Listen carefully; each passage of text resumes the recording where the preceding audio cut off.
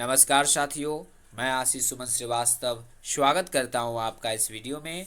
आज के हमारे इस वीडियो के माध्यम से बिहार बोर्ड कक्षा 12वीं के विषय राजनीति शास्त्र, जो क्रमशः दो भागों में विभाजित है। भाग अ स्वतंत्रता के समय से भारतीय राजनीति और भाग ब समकालीन विश्व राजनीति। तो आज के हमारे इस वीडियो के माध्यम से बिहार बोर्ड कक्षा 12वीं के विषय राजनीति शास्त्र के भाग अ स्वतंत्रता के समय से भारतीय राजनीति के अध्याय 7 क्षेत्रीय आकांक्षाएं व संघर्ष से संबंधित सभी महत्वपूर्ण वस्तुनिष्ठ प्रश्न और उनके उत्तर पर गौर करेंगे। तो चलिए वीडियो को आगे बढ़ाते हैं और बिहार बोर्ड कक्षा 12वीं के विषय राजनीति शास्त्र के भाग अ स्वतंत्रता के समय से भारतीय राजनीति के अध्याय 7 क्षेत्रीय आकांक्षाएं व संघर्ष से संबंधित सभी महत्वपूर्ण वस्तुनिष्ठ प्रश्न और उनके उत्तर पर गौर करते हैं। तो चलिए हमारा पहला प्रश्न है कि क्षेत्रीय दलों के उदय का सबसे बड़ा कारण क्या है।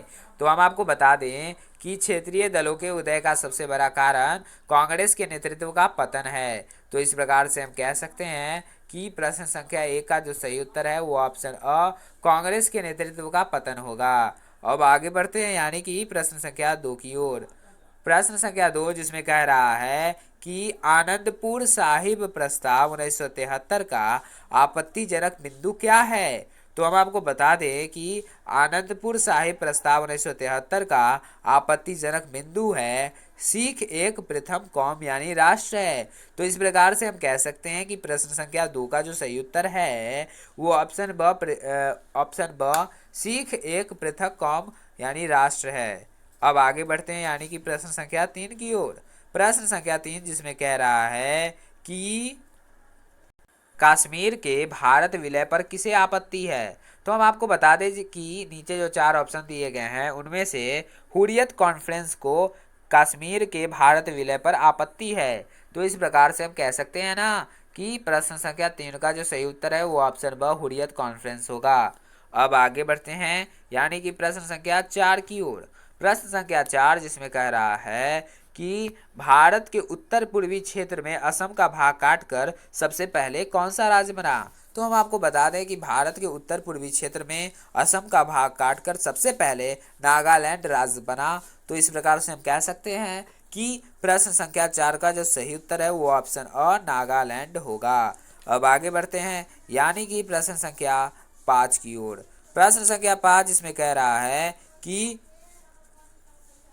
वृहत नागालैंड के आंदोलन का कौन समर्थक था। नीचे 4 ऑप्शन दिए गए हैं उनमें से वृहत नागालैंड के आंदोलन का कौन समर्थक था। तो हम आपको बता दें कि वृहत नागालैंड के आंदोलन का समर्थक नीचे में से इजात था। तो इस प्रकार से हम कह सकते हैं कि प्रश्न संख्या 5 का जो सही उत्तर होगा वो ऑप्शन ब इजात होगा। अब आगे बढ़ते हैं यानी कि प्रश्न संख्या 6 की ओर। प्रश्न संख्या 6 जिसमें कह रहा है कि वह कौन सा राज्य है जिसे पहले उपराज्य बनाया गया फिर उसे पूर्ण राज्य का दर्जा मिला। तो हम आपको बता दें कि वह राज्य मेघालय है जिसे पहले उपराज्य बनाया गया फिर उसे पूर्ण राज्य का दर्जा मिला। तो इस प्रकार से हम कह सकते हैं कि प्रश्न संख्या 6 का जो सही उत्तर है वो ऑप्शन द मेघालय होगा। अब आगे बढ़ते हैं यानी कि प्रश्न संख्या 7 की ओर। प्रश्न संख्या 7 जिसमें कह रहा है कि उत्तर पूर्वी क्षेत्रीय परिषद में 8वें सदस्य के रूप में किसे शामिल किया गया है। नीचे 4 ऑप्शन दिए गए हैं उनमें से उत्तर पूर्वी क्षेत्रीय परिषद में 8वें सदस्य के रूप में किसे शामिल किया गया है। तो हम आपको बता दें कि सिक्किम को, नीचे जो 4 ऑप्शन दिए गए हैं उनमें से सिक्किम को उत्तर पूर्वीय क्षेत्रीय परिषद में 8वें सदस्य के रूप में शामिल किया गया। तो इस प्रकार से हम कह सकते हैं ना कि प्रश्न संख्या 7 का जो सही उत्तर है वो ऑप्शन स सिक्किम होगा। और आगे बढ़ते हैं यानी कि प्रश्न संख्या 8 की ओर। प्रश्न संख्या 8 जिसमें कह रहा है कि सौराष्ट्र क्षेत्र किस क्षेत्र में आता है। तो नीचे 4 ऑप्शन दिए गए हैं उनमें से गुजरात जो होगा वो सही उत्तर होगा। सौराष्ट्र क्षेत्र जो है वो गुजरात के क्षेत्र में आता है।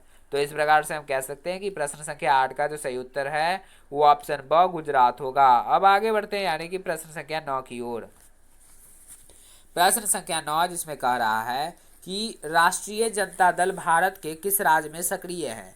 नीचे 4 ऑप्शन दिए गए हैं उनमें से राष्ट्रीय जनता दल भारत के किस राज्य में सक्रिय है। तो हम आपको बता दें कि राष्ट्रीय जनता दल भारत के बिहार राज्य में सक्रिय हैं।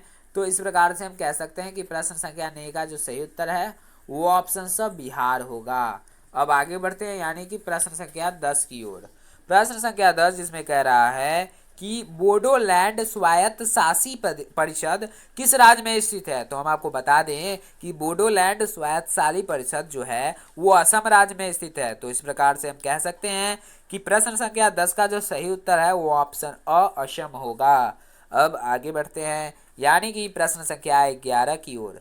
प्रश्न संख्या 11 जिसमें कह रहा है कि किस वर्ष मिजोरम भारत संघ का राज्य बना। तो हम आपको बता दें कि सन 1986 ईस्वी में, कब, सन 1986 ईस्वी में मिजोरम भारत संघ का राज्य बना। तो इस प्रकार से हम कह सकते हैं कि प्रश्न संख्या 11 का जो सही उत्तर होगा वो ऑप्शन ब 1986 ईस्वी होगा। अब आगे बढ़ते हैं यानी कि प्रश्न संख्या 12 की ओर।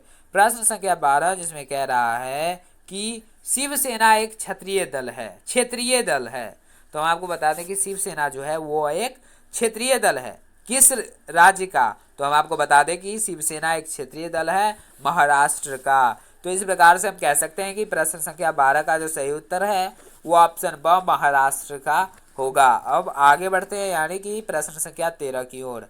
प्रश्न संख्या 13 जिसमें कह रहा है कि उल्फा एक आतंकवादी संगठन है, कहाँ का। तो हम आपको बता दें कि उल्फा एक आतंकवादी संगठन है भारत का।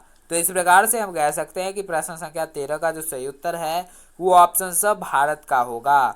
अब आगे बढ़ते हैं यानी कि प्रश्न संख्या 14 की ओर। प्रश्न संख्या 14 जिसमें कह रहा है कि नेशनल कॉन्फ्रेंस किस राज्य की पार्टी है। तो हम आपको बता दें कि नेशनल कॉन्फ्रेंस जो है वो जम्मू कश्मीर राज्य की पार्टी है। तो इस प्रकार से हम कह सकते हैं कि प्रश्न संख्या 14 का जो सही उत्तर है वो ऑप्शन ब जम्मू कश्मीर होगा। अब आगे बढ़ते हैं यानी कि प्रश्न संख्या 15 की ओर।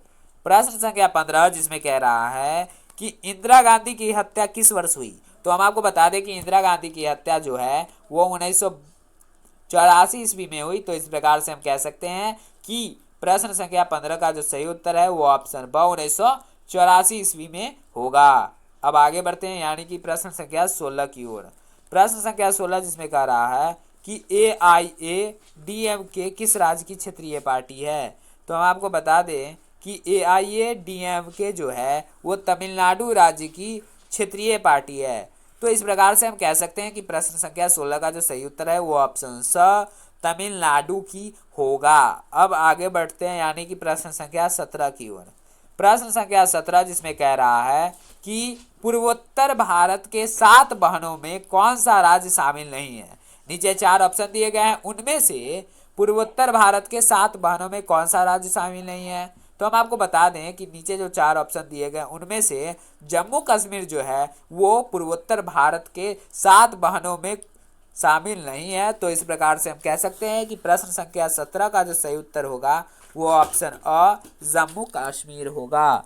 अब आगे बढ़ते हैं यानी कि प्रश्न संख्या 18 की ओर।